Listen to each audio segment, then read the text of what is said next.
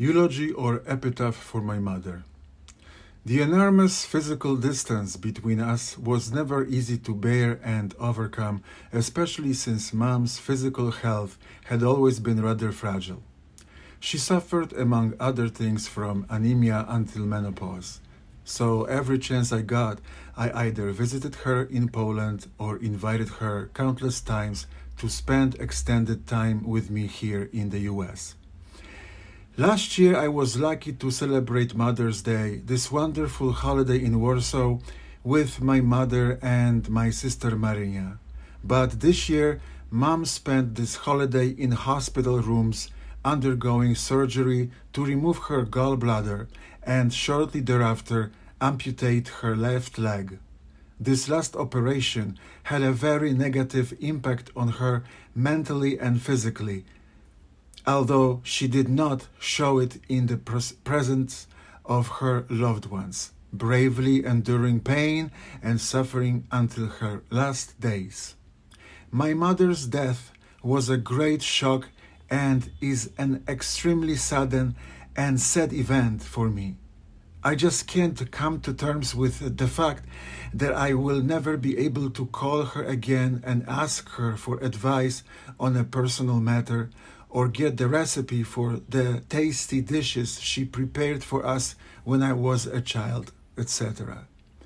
Due to such an unexpected circumstance, unfortunately, I was not able to come to this ceremony due to financial difficulties, so I asked this funeral oration, the eulogy, be read at her grave by my best friend Robert Lavaty.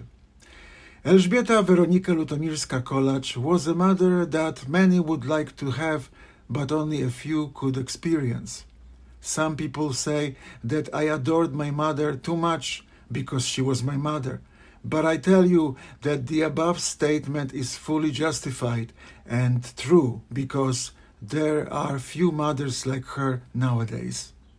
I'm not saying that my mother was perfect, because my sister and I sometimes had sharp exchanges with my mother, but regardless of the generation difference that caused these incompatibilities, she certainly deserved such a description.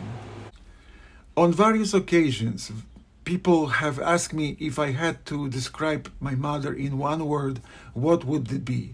My answer has always been love, because my mother was living proof that unconditional love exists. Those who know the story of my mother's life, her entire struggle, which began with the outbreak of World War II and continued through the Nazi occupation and the Warsaw Uprising, and the unimaginable days of horror in which she lost her father fighting on the barricade when she was only a 7-year-old girl, and then the heroic escape in the arms of her mother from the burning city against all odds, tanks, carpet bombs, and machine gun fire when they finally reached the railway station where they boarded a freight train going to an unknown direction, leaving behind the real hell. And in fact, I shouldn't say anything more about my mother, except maybe one thing, that she forgave the Nazi oppressors because she never cultivated feelings of hatred, and her heart was so big that it is hard to even imagine to what extent it embraced humanity, how much it was possible.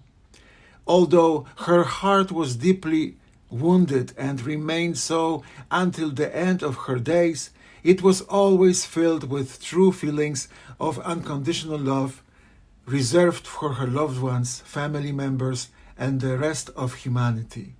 Thanks to my mother, I can say without a shadow of a doubt that the apple representing me fell near the tree representing my mother. Sometimes I wonder how it is possible that my mother, at the outbreak of the Warsaw Uprising, as a little girl, looking at all the atrocities, including public executions, that the Nazis brought on the Polish population and my family, grew into completely normal woman, full of above-mentioned unconditional love. Well, she had her fears through the rest of her life, not to mention the nightmares of the uprising during the peaceful times of her sleep.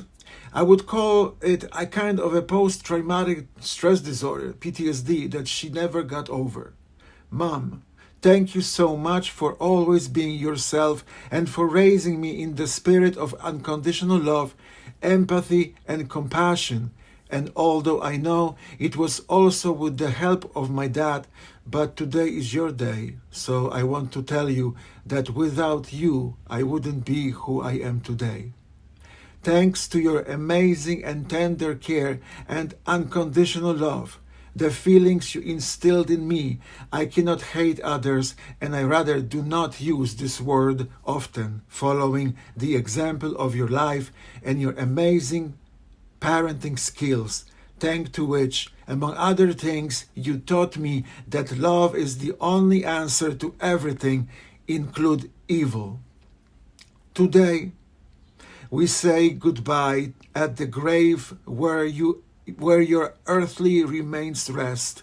But you taught me how to live life to the fullest, and I know that you would not want me or anyone else to turn this, although a sad event of loss, into a ceremony of hopelessness and despair, but into a true celebration of your rich and heroic life, despite all the pain and suffering that you have endured in your life, because you have always been able to transform the negative into a positive. Even in your most difficult and darkest moments, filled with sadness and often unnecessary worries, the strength you manifested in your own life experiences will forever remain my inspiration, and not only mine, and encouragement for the rest of my life to never give up, but to keep going, move forward with an optimistic attitude to achieve your ultimate goals and aspirations. Thank you again for the journey you took me on. The rich memories of our escapades spent together, whether in Warsaw, New York, or California, and our trip to Kuźnica on the Baltic Sea will remain in my memory forever, and I will always think about them with tears in my eyes. Rest in peace, Mom, until I see you again. Your loving son, Alexander. Postscriptum. My mom's burial took place on August 2nd, 2024. 80 years, exactly 80 years after her father was murdered by the Nazis. I just thought it was interesting fact.